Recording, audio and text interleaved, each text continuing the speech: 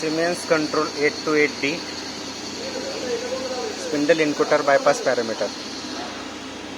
इथे जायचं, मेनूमध्ये जायचं, सेटअपमध्ये जायचं.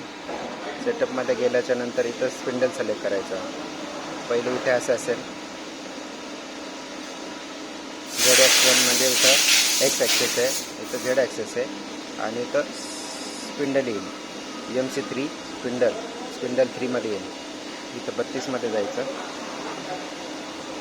30-200 मध्ये जायचं. इथं 2 असेल, 30-200 मध्ये 2 असेल तर 0 करायचं, ॲक्टिवेट करायचं आणि चालू करायचं असताना इथं 2 करून ॲक्टिवेट करायचं.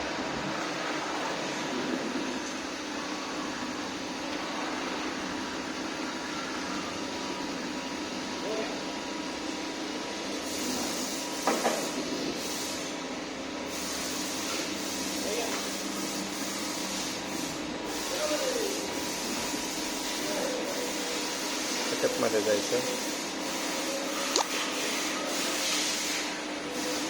इथं पासवर्ड असेल, पासवर्ड सेट करायचा. पासवर्ड सेट करून नंतर मग मशीन डेटामध्ये जायचं.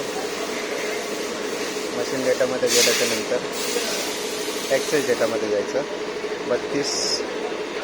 30-200 मध्ये जायचं. इथं 2 असेल, 0 करायचं आणि 0 केल्याच्या नंतर MDI मध्ये जाऊन ॲक्टिवेट करायचं.